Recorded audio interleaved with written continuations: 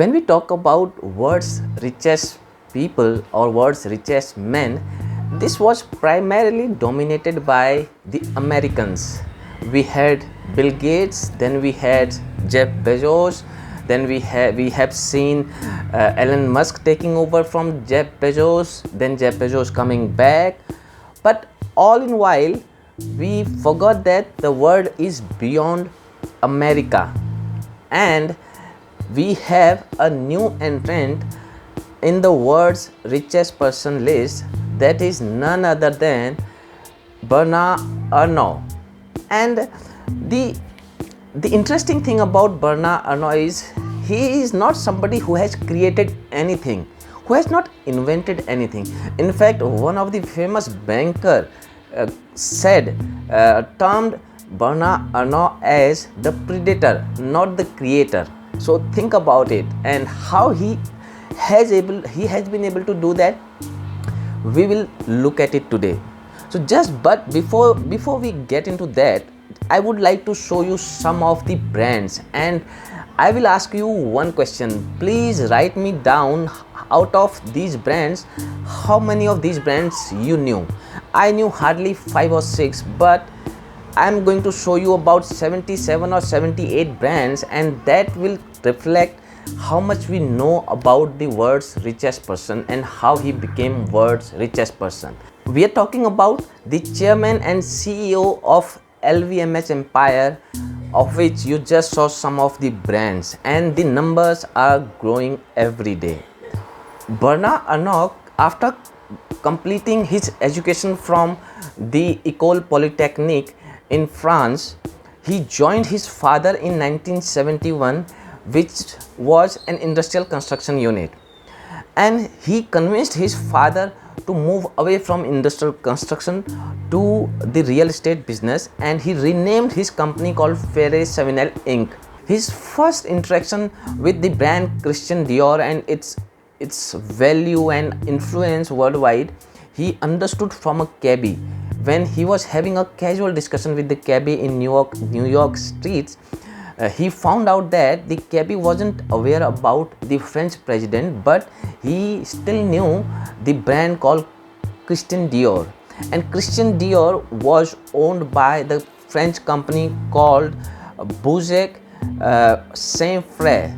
And in 1984, French government wanted to sell bankrupt Bouzek Saint Frère empire, which was the parent company of Christian Dior, and was operating in textile and retail industry. However, their perfume division was already sold to LVMH. So even if Arnault was able to acquire Bouzek, but it was not possible for him to gain a foothold on the perfume division because it was already sold. He transformed the loss-making Bouzek company into a profitable venture, and to do that he used the stealth technique, and the stealth technique was he fired about 9,000 employees in France. And please do remember, firing employees in France even today is very difficult job because of the social security net the employee has. So he famously got the name called Terminator, which was typical of a French nature, because French are called very gentle people, known for their fashion, luxury and all these things. And in fact, France is known for world's fashion capital. Besides acquiring the company, he is also very fond of the art, and he has huge collection of art also from world over. His journey with LVMH started very interestingly. So Bouzek, when he bought Bouzek, he also wanted the perfume division, but it was already sold to LVMH. When Henri Recamier, the then chairman of LVMH, invited Arnault to invest into LVMH, he happily invested $1.5 billion for a 24% stake with the help of a joint venture in 1988. However, the romance between Recamier and Arnault did not last long, and they had a difference of opinion, and that difference of opinion risen up to a conflict. To handle that, Arnault raised the stake in LVMH to about 43.5% by 1989, and he fired Henri Recamier and became the CEO himself of LVMH. So from there, the journey of LVMH started, and he took LVMH to the top by 2001. He acquired a lot of brands which I showed you in the beginning, and I'll show you one more time. Please have a look at them. And along with the acquisitions of these all brands which you know now, he also got into the controversies. So his first controversy started in with the Bosec, when he fired 9,000 employees within a period of 2 years, which was very uncharacteristic of a French culture. Then he fired Recamier, who himself invited Arnault to invest in LVMH brand. He was called Predator because he tried to secretly or discreetly acquire Gucci brand before it all became public, and it became a huge battle between both. So he lost out to his rival Francois Pinault.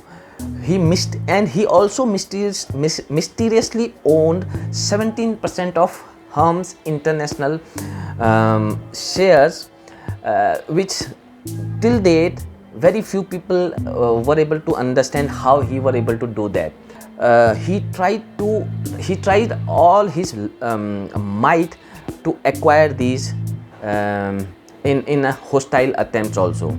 So this is how he conquered this world. What Arnault did and how he succeeded is, he took the luxury appeal of French culture to the world over, and in his conquest he acquired all the companies, all the competition around the world, and he put all of them under one umbrella.